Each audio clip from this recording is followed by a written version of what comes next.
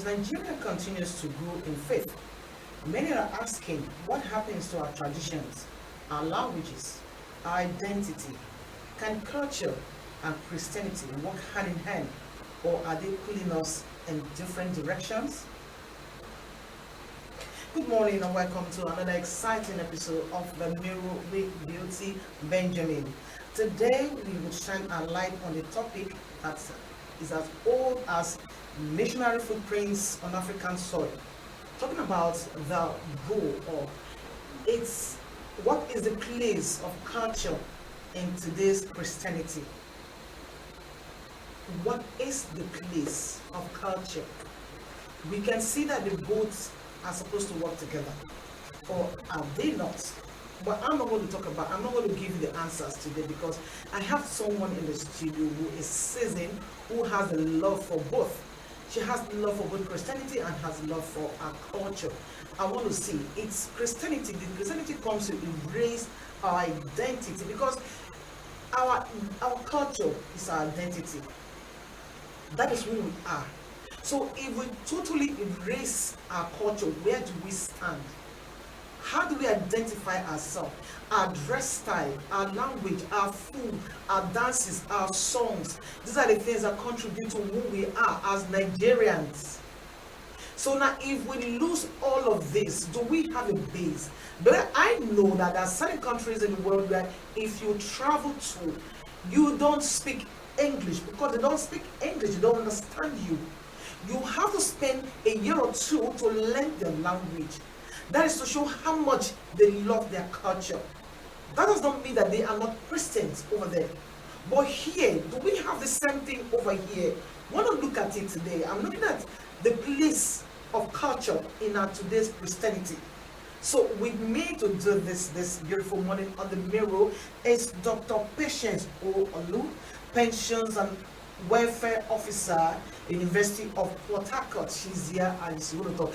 Good morning, ma. Welcome to the show. Good morning. So how are you? It's a Friday. Thank you. I'm good. I'm fine. I'm sorry you have to experience a little bit of this morning coming here because of, the usual thing we do here when we have burial or occasions or that, we have our roads blocked and all that. But sorry, but you're able to meet up. Now, we are looking at this topic now.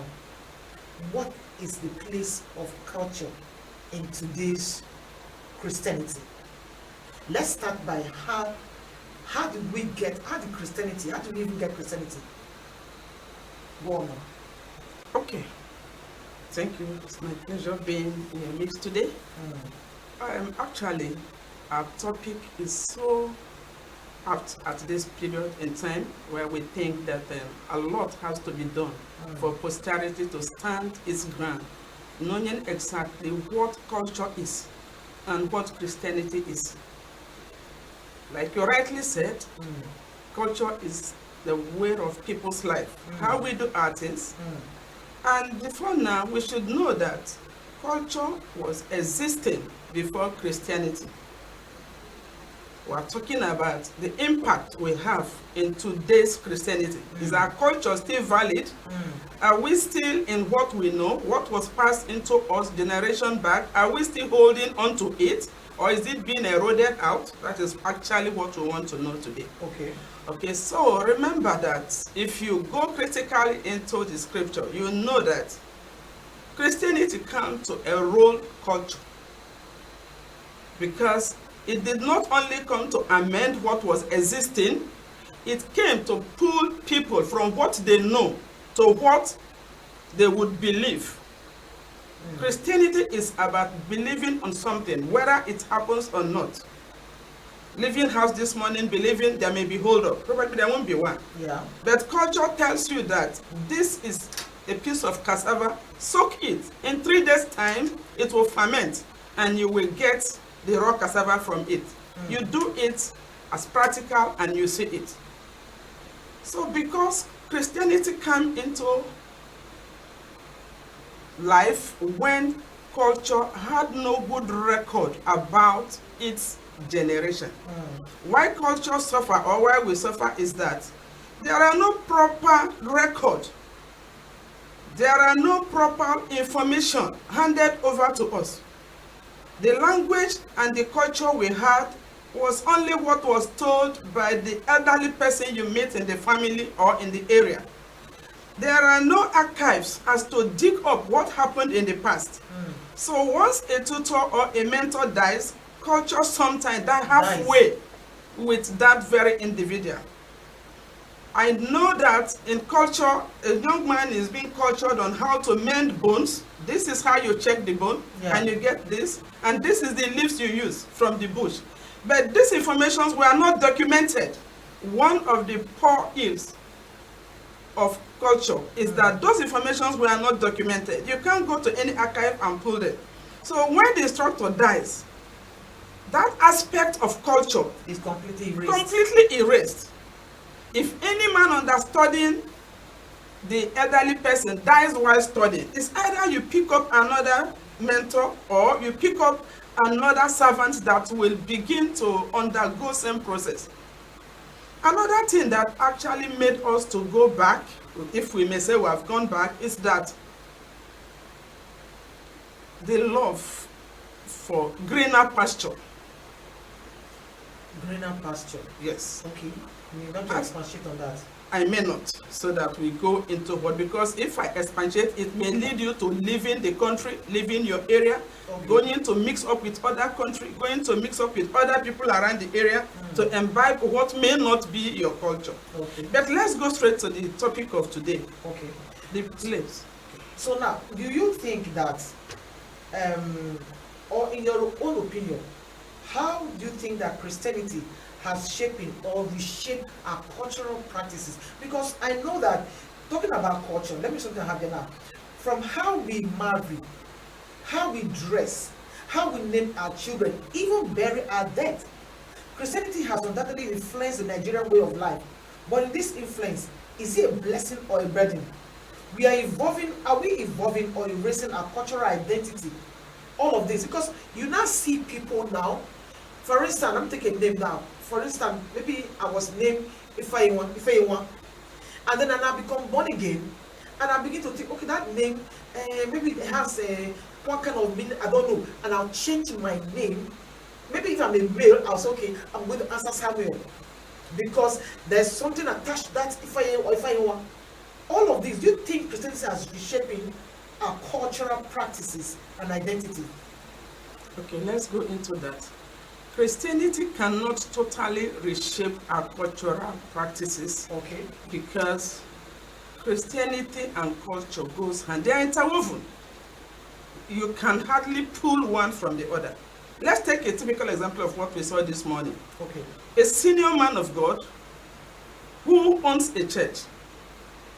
At the same time, he is the royal majesty of his hometown, the senior apostle Chibuzo Chinyere. Okay. He is a man of God.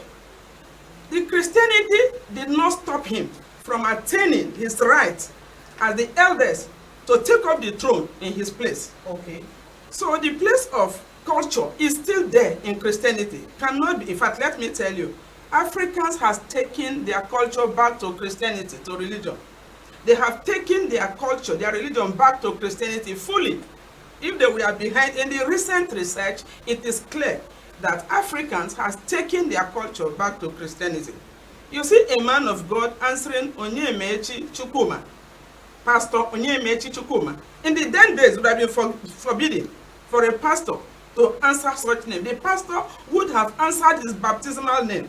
Christianity came in and changed my name from Okudiri to Patience, changing my name from Chukwudi to Augustus, changing your name, say this is your baptismal name. You've been christened Justina. You are no longer Amaka. But from recent research, like I said, we have taken, Africans has taken their culture back to Christianity. You see that during programs, the church would want members from Kogi State come and showcase your culture in the church.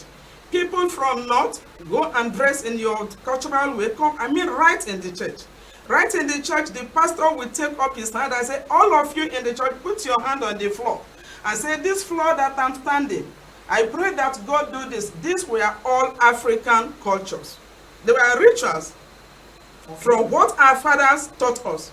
It was like when you said that whenever Christians see the ark of God, it is to them, it reminds them of the presence of God in their midst. Likewise, when we enter traditional hall and we see the emblems, as you open the traditional, the jury hall, you see the emblem of the founder of the place. The cultural man have that assurance that he whosoever or whoever founded this land, I can see his culture. It reminds, it is not a ritual that will tamper with your faith. It is a history. That is the only way the cultural man can keep history. Putting up a culture, and you open a jury room and say, oh, this is the founder of this area. These are the two young men that came to this area with him. It doesn't stop any man from being a child of God. Now, let me take you back quickly to a tribe. Like when I was growing up, you usually have what they call New Year Festival, where the New Year springs forth, and they will have this festival, have this masquerade. You know, it used to be like a 1 week program where everybody comes home, they gather around, and then they bring this young, and then you see the young men, they go out, they dress in different masquerade and all that. This is the festival. They roast yam, they go out to display, and then you see the masquerade now chasing the women. Now, if you are a woman and you are holding a baby that is a male baby, the masquerade will not disturb you. But if you're holding a baby that is a female, they'll just give you a crack. But if you're a young maiden, they chase you around. But I can say that all of those now, they're no longer, in fact, if they are in existence, it's a few of the community who still practice that now. Because Christianity sees that those things are not Christian-like. And so they're stopping. So is it not reshaping? It's reshaping our culture. Okay, let me go into what you just said. Like I said, history has it that Christianity is reshaping our culture, like I rightly said earlier. Christianity is like a virus on culture, eating it up gradually with its faith that you may not see. He said, this is what you believe, that Christ will come again. And that is your belief. Whether he comes or not, the Christian believe that Christ will come again. Like I said earlier, while Christianity, religion is dwindling, is the Western education, awareness of copying other culture. What you rightly said is like the Owu, we usually go around at home, wear wrappers and dance with Owu as our culture. We do that. But because Christianity sees it as a piece of wood, that piece of wood is the only material I can get within my area. I, myself, constructed that, and we dance around. Christianity will now see it as ritual. Idol worship. But these same people we call Christians, and we are same people who will call a Santa Claus, another man's culture, because he wore red.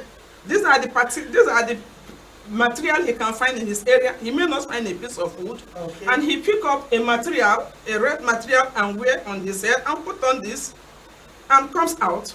And the Christian man and the pastor calls him a religion man, Santa Claus, and said, please come and give my child a piece of gift. My wife's birthday is today, come and give. These are just, that's why I said they are just interwoven.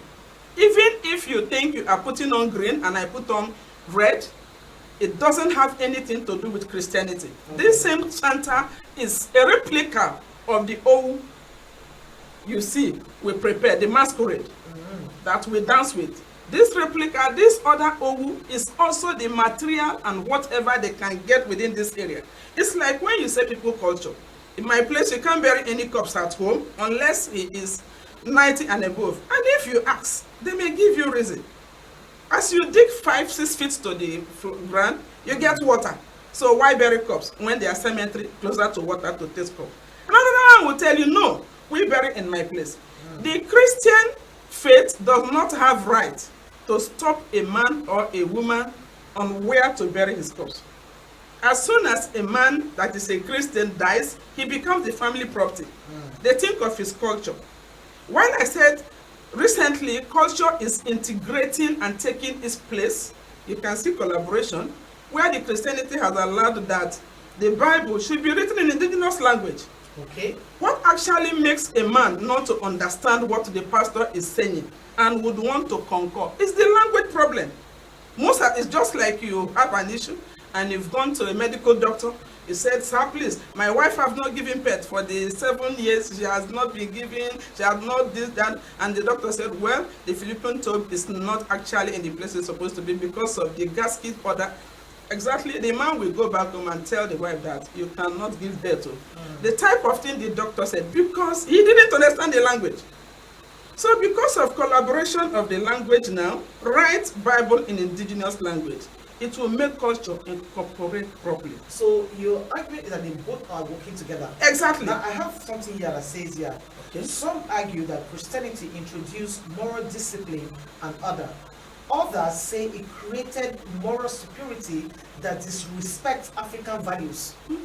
What's the perspective? Okay, my perspective is that both culture has to preach moral support for any of the group they belong to. None of this group, Christianity or culture, tells a child to kill. The culture itself have the way that you do this and you get the repercussion. Why the Christian pamper the issue that has brought us into wherever we are. Waiting for trial, give him to government, but the culture will tell you because you did this is an abomination. We have to take this course. So they work hand in hand. The culture is not completely out of the Christian way. Likewise, the Christian is not completely out. That's why I said a child in the church who is a church member, a chorister, a wife to a pastor, have to go for the traditional marriage, not in the church. I mean in her hometown, for her parents and her kinsmen to tell them what is. I had recently a young man or an elderly man went for coronation, and his son said he's not going to get any hard wine for the day. The tradition said we need this hot drinks and this for the chiefs and the youth and do this. And the young man said he's a pastor, that he doesn't want to get his money involved or his hand involved in that. Okay? So while in the course of the program, the elders came and said we need this or the occasion stops. And he brought out about 170,000 and gave out. Has the money not gotten the drink? It has. Is it not your money? Why do you say you're not part of it? Why need together? Okay. Yes. I like that part now. Yes. Because I was beginning to wonder, because that's the tradition. Yes. Now you say, because I want you to ask, before the son or before the father took the title, did they have a conversation as a family to say, look, I'm going for this thing. These are the requirements. So you coming to say you're not going to pay. I was wondering, but thank God that I think at this point I will go on a quick break and then we'll return, we continue. You're still watching The Mirror with Beauty Benjamin on RSTV. Stay tuned as we return.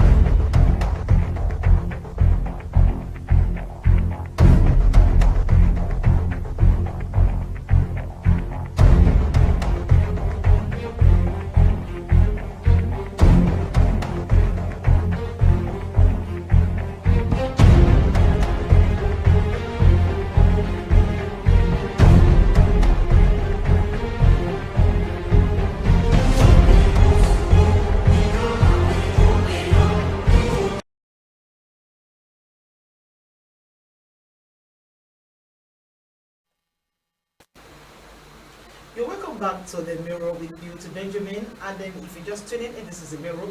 The Mirror is a family program that talks about the things that happen, the issues in the family, because everything that happens in the society transcends from the family. If we don't get our family well, we can't get our society well. Now, the mirror, you know what the mirror stands for? Mirror stands, it mirrors you, it sees you, it shows you exactly how you are. When you dress up and stand in front of the mirror, what do you see? You make, and then you see corrections and all that, and you correct. That's what the mirror does now. Now, we are open to your advert, we're open to sponsorship, and you, if you think you have what it takes to be on this show, you want to talk about something, you have an issue, that burning issue, they want to share with the world, just hit me on the number on the screen. I will call the number 070 388 56625, 070 388 56625. You can also follow the program on The Mirror with Beauty Benjamin on Facebook, and then on YouTube, The Mirror with Beauty Benjamin. On X, The Mirror with Baby. On Instagram, at The Mirror with Beauty Benjamin. At The Mirror with Beauty Benjamin on YouTube. All of these social media, you can always follow us. And then you can send me a direct message. Send me a WhatsApp message on 070 388 56625. Let us get our families intact, get our families well, so we can get our society working. I've been talking to Dr. Pat O.Orlu in the studio on the role, the impact of culture or Christianity on our culture. Now, are they working together? And is one overshadowing the other? Or should we leave one and pursue one? All of that we're talking about in the studio now. So you're welcome. Just grab a seat and let's write together. Now, Doctor, you're welcome back to the program. Now, let's look at language. Now, let's talk about language. Many of the churches today, now, let's use our area. We are resident in Port Harcourt, and we have churches all across Port Harcourt everywhere. And all of these churches, I stand to be corrected though, use English language to preach. And then we have not even the churches that are the local churches, like one here. We have people here. This is a community. Now the churches here also use English language to preach. How does that affect cultural preservation? We're talking about preserving our culture, or is Christian? I want to maintain that, or not maintain. Let's see how the impact that's got. So using English language to preach in the church, even in our local setting, how does that affect our cultural preservation? Because we're talking about archive. We do not have archive where we go and say, okay, bone issue, you can actually go there and get this and all that. There are none of those now. But if you come to the church or you come to the medical part, I brought a doctor here, and you can actually go to archive and get, what you need. So how does this now affect our cultural preservation? Okay, thank you. I said earlier that one of the problems the culture had was poor documentation. Like I rightly said, the Bible is well documented history that the Christians are using. Well documented history that is accepted globally. Recently, you can see that we are trying to move from the medical aspect of taking drugs that you know or you do not know, and going back to our traditional medicine or whatever medication we think can be handled traditionally. The church has eaten deep into Christianity. The only thing that will make Christianity have its stand again, especially culture has its stand again, to be part of the church, like I said, if they can work one together, means that the incorporation of writing the Bible in indigenous language. Most of the churches now have sections where you have the Igbo language, the Yoruba language, the Hausa. Some of the bigger churches have that. The language problem, like I said earlier, was the migration, living wherever you are to another place for a greener pasture, affected our language. The church, the Christian, is majorly occupying that aspect of language because that is the only universal language that can be understood by all and sundry. Because right from the whole, parents has failed to let the children even get the 1 to 10 in their language, or greeting, good morning. When we have lost that from the home, coming to the church to amend it does not go easily.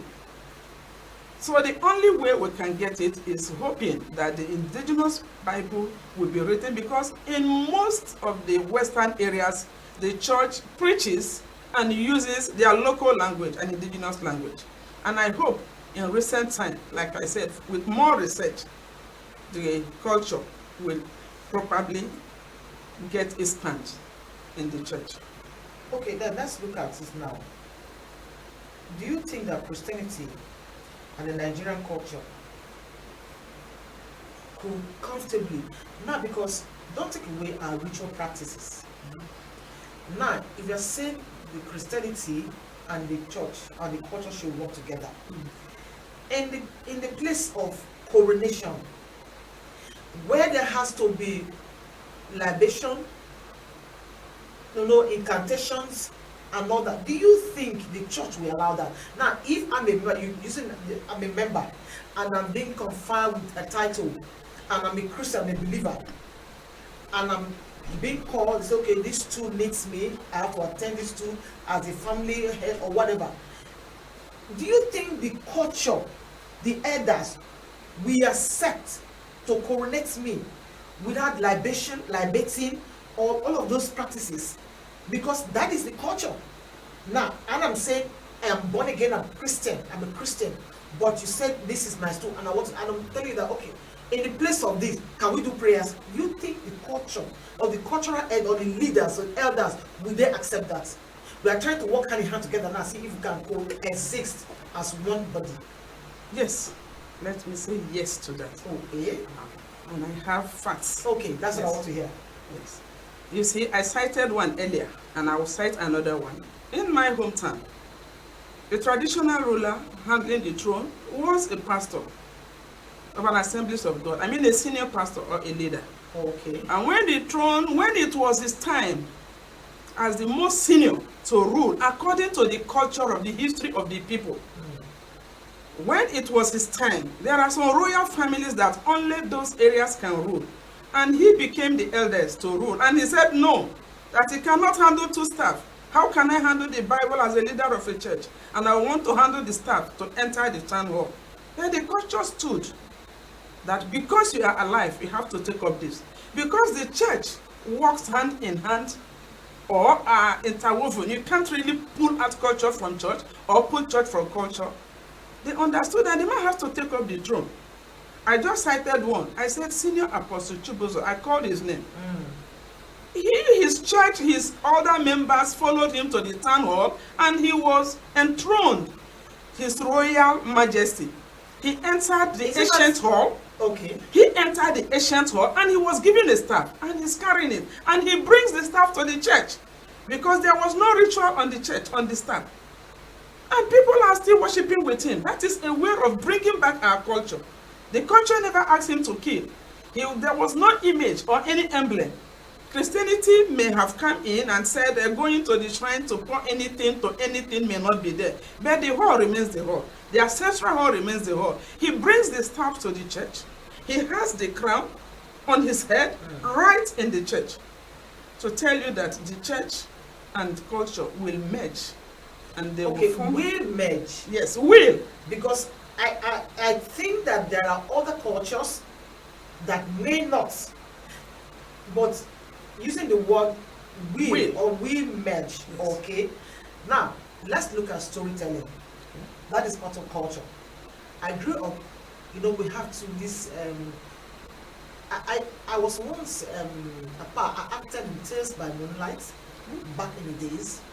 I was part of the program. Now I grew up, we under the moonlight in the night. We have storytelling when you gather around in the compound, little compound, and you hear stories, tell and all that. Do we still have that today? Because what we have now that's replaced that is Bible study.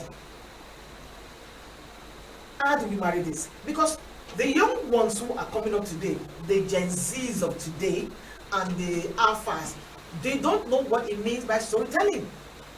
And that's supposed to be our culture, our way of life. Rather, we take them to church for Bible study. So how do you talk about that now? Storytelling and this. It is based on what we are still saying.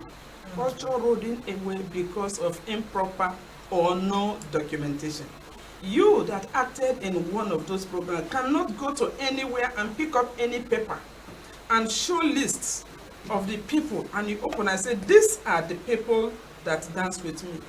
But the Bible study, like I said, the book is well documented. You can open and see the chronological order of all those that served Jesus. This Andrew, Peter, this, that. So going to quote any portion of the Bible, you have it. You are not thinking it. But telling a story that you think, you might miss some of the parts because it was not documented. What we are doing now literally in the school and research is documenting the piece we can get from the people that are alive that can tell the story. If we have people that knew a story like you said, we come closer to you, we get it, we document it. Remember, documenting in English language. Because the indigenous language is not still strong enough to stand in to put any document in Ogoni language, put any document in Ikwere language, and Ikwere man does not even fit clean with other Ikwere languages. As soon as you move from one place according to culture, the language changes. So when they are writing, talking about writing a book or a Bible in Ikwere language, which of the ethnic group or group of Ikweres do you want to write the Bible with? Or to write the culture? You write with the Ikwere North, will the Central Ikwere understand what we are saying? You write with the Port Harcourt Ikwere, will the Port Harcourt Ikwere understand what the man in Omagwa? So is that a reason for declining? That is a reason, a major reason. So before we end this, Yes. I will ask you way forward, but let's continue. Okay. So now, let's come back to the most, will I say, one of the most important things when it comes to African man. This African thing, they tell you, I'm an African man, so I can take as many wives as I want, polygamy, I am the head and the hierarchy and all that. So what now, Christianity comes and says, one man, one wife. And culture says, as an African man, you're entitled to as many as. How do you marry that? Okay, even the Christianity that said that does not have facts.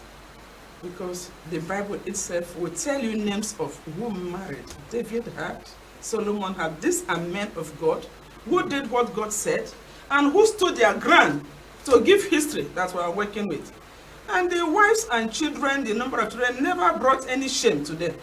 So whatever you are hearing from a man of God today is his own interest, not what the culture. None of the culture is against marrying 2 wives or 3 wives. None of the culture, both the cultural and the Christian, if you can handle it. The cultural man gets 7 wives because he has to toil the soil. The women have to carry the yam from a far distance and walk long to plant. His intention wasn't to remain on a woman from morning till night or to use them for rituals. So it has nothing to do. Any man who said he doesn't want 1 wife does it for keeping himself safe, not culture. None of the culture approves that. Now let me look at this question from this approach now. Rejection of elders' counsel due to faith doctrine. I want to make reference to the story you gave here, that there was a recent coronation, and the son of the man that was being coronated, he had to provide, one of the requirements was to bring alcoholic drinks, and he says he will not do that now because of his doctrine. Now, isn't that seem like rebellious or rejection of elders' counsel or advice or requirement? Because that's supposed to be the requirement. Now you gave money. Instead, giving money, is it not contradictory? Because you're supposed to, I'm saying it as, is it like a rejection or outright disobedience to the elders? It is outright disobedience. Okay. It's not rejection. Okay. It is outright disobedience who effect will be on the father of the young man. Oh, really? And not the man. Okay. Because it has nothing to do with the chief. It has nothing to do with the village or the community. But the man who is supposed to be there have to pay the price for the disobedience the young man has caused the elders, not bringing what is required, and right before then saying, I will not do anything, even if the list has been given to him earlier. So the punishment will be taken by the father who did not train his child well according to our culture, Okay. not the young man. Okay. Yes. Oh wow. Yes. Okay, now in the church setting, do you think that the church now should permit or allow cultural dances in the church? Thank you for this very question. I was looking out to hear this because Okay. I have a lot to say there. Okay. The church has permitted that.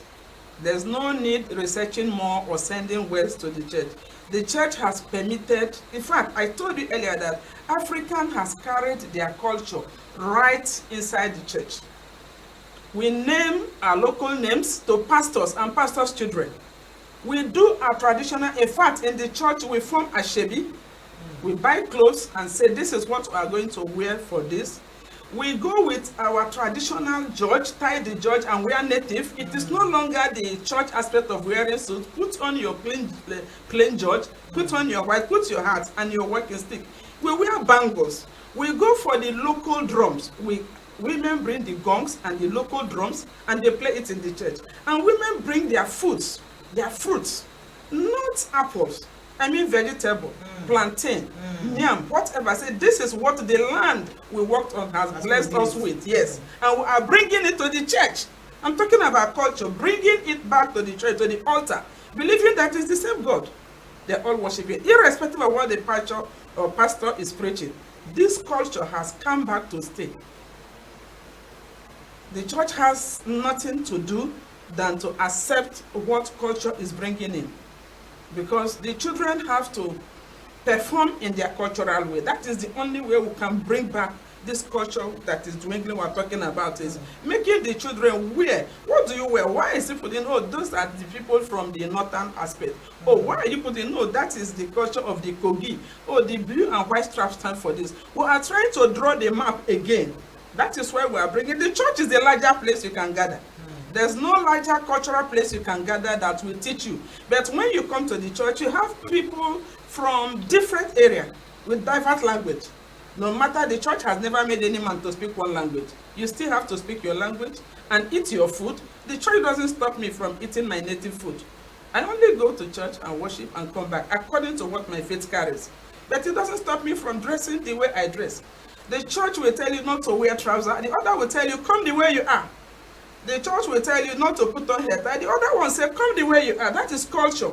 Because culture is going into the system, you see that the church will one day come in terms. You know why I give that particular question now? Okay.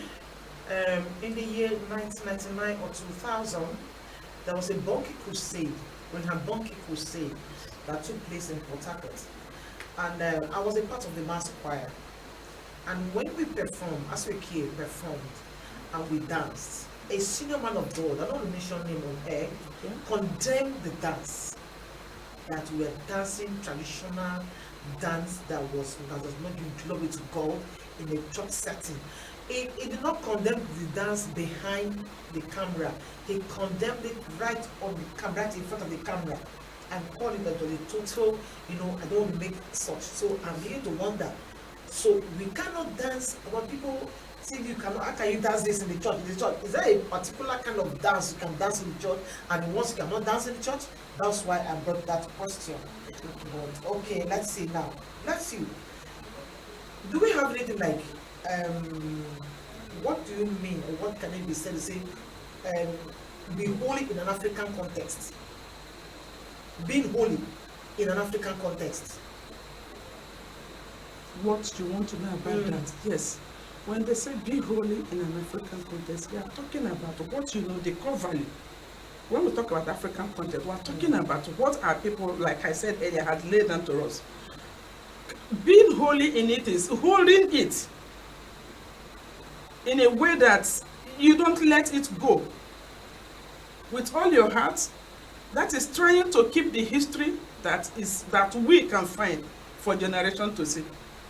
I have to be holy, completely involved in that which I know as culture. If we say completely involved, yes. And do we involve up to the other parts where the Christians do not accept? What do you think Christians do not accept in culture? Libations, okay, incantations, ritual things and all that. A Christian will not accept it. Okay. Once you think that you are holding up to your culture wholly, you have to stand by that. Remember that in every point in time, somebody must be there to stand in, to keep culture. Because even if the man you think said no, the other man will say yes. I told you of somebody who said he has to leave the Christianity and go to his culture, knowing that there is nothing wrong in what they are saying. And remember that, like I said, cultures, Christianity shaped culture in a way that those aspects of rituals. Want culture and Christianity to have a voice. Okay, the way forward is that already, like I said, culture has gone right inside Christianity. The Christian comes this way, the culture comes this way, and they put ideas together. The culture now allows traditional marriage. Christian allows the white wedding. Allow this man to bring what he knows, and allow me to bring what we know, and they put it together and move on. Okay, you've heard it all today on The Mirror with Beauty Benjamin. Culture is not a sin, and Christianity is not a culture killer. If we throw away everything about our heritage, we might end up empty and confused. But if we allow the Spirit of God to shine through our customs, we may find beauty, truth in our faith journey. Now, Christianity should transform, not erase culture. Let's raise believers who are proud Africans and faithful followers of Christ. That's how much you can take on the program today. Thank you, Doc, for throwing light on this topic today. We appreciate you. I want to believe that some other time we'll call, you will also avail your presence to us. Thank you so much. Thank you too for having me. It's a pleasure being with you. Thank you. Stay tuned to the station, same time, same station next week. And follow us on our social media handle. You can always 862. I am Beauty Benjamin. Have a nice